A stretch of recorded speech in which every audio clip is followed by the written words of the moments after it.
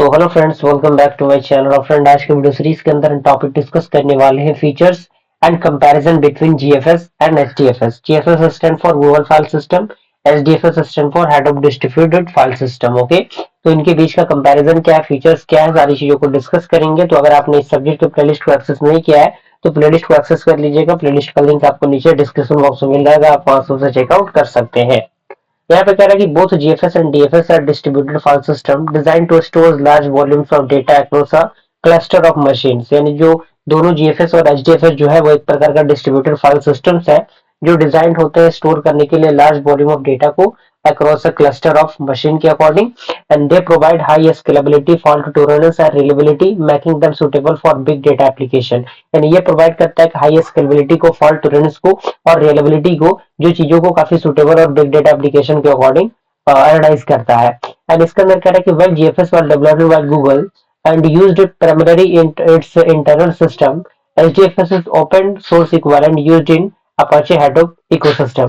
यानी जब GFS develop किया गया गूगल के द्वारा, जो कि यूज किया गया प्राइमरी एक इंटरनल सिस्टम के अकॉर्डिंग, लेकिन उसी कंडीशन में जो एचडीएफएस था वो डेवलप किया गया था इक्विवेलेंट अपाचे हेडोप इकोसिस्टम के अकॉर्डिंग।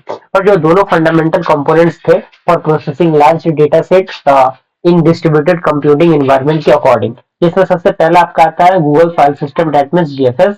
तो जीएफएस क्या होता है हमने सेपरेट हमारे पिछले लेक्चर के अंदर अच्छी तरीके से उसको बता रखा है, तो आप वहां पे जरूर देखें, क्योंकि मैं यहाँ पे डायरेक्टली इन चीजों को समझाऊंगा नहीं, बस टॉपिक में बता दूंगा, क्योंकि एग्जैक्ट पिछला जो लेक्चर हमारा है इन पूरे टॉपिक्स को, इन दोनों टॉपिक्स को अच्छी तरीके से मैंने वहां पे समझा रखा है।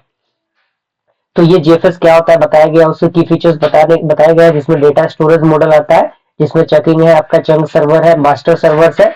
उसके बाद सेकंड आता है फॉल्ट टोलरेंस, जिसमें उसके एप्लीकेशंस है, ऑटोमेटिक रिकवरी है। तीसरा आपका आता है डेटा कंसिस्टेंसी, जिसमें write once read any time है, और उसमें आपका ऑटोमेटिक अपेंड है। उसके बाद आपका आता है optimise for large files. Then उसके बाद यहाँ पे इसका एडवांटेज है जीएफएस का, तो जीएफएस के एडवांटेज में आपका स्केलेबल है, फॉल्ट टोलरेंट है, effect efficient for large scale data है। उसके बाद डिसएडवांटेज है इसका not open source, optimise for Google's needs. Okay, इसी तरीके से एचडीएफएस में भी उसका डेफिनेशन दिया हुआ है, उसके की फीचर्स दिए गए हैं, जिसमें आपका डेटा स्टोरेज मॉडल आता है, इसके अंदर 2 पॉइंट दिए गए हैं, 2-3 पॉइंट। दूसरा आपका आता है फॉल्ट टोलरेंस, इसके अंदर भी पॉइंट्स मेंशन किए गए हैं, और काफी छोटे छोटे पॉइंट्स है, क्योंकि एग्जैक्ट मैंने पिछले लेक्चर के अंदर समझा रखा है, इसीलिए यहाँ पे मैं समझा नहीं रहा हूँ, बस इस प्रॉपर टॉपिक का नोट्स आपको मैं प्रोवाइड कर रहा हूँ। तीसरा आपका आता है डेटा कंसिस्टेंसी। चौथा आपका आता है स्केलेबिलिटी एंड हाई थॉटपुट। उसके बाद उसका एडवांटेज है और उसका डिसएडवांटेज है, और फाइनली कंपैरिजन है, क्योंकि अगर कंपैरिजन एग्जामिनेशन में आता है तो आपको कंपैरिजन प्रॉपर अच्छी तरीके से स्ट्रक्चर वाइज लिखना होगा, तभी आपको अच्छा नंबर जो है वो मिलेगा। तो आई होप ये टॉपिक भी आपको कंप्लीट समझ में आ गया होगा। मिलते हैं अगले वीडियो में, तब तक के लिए थैंक यू।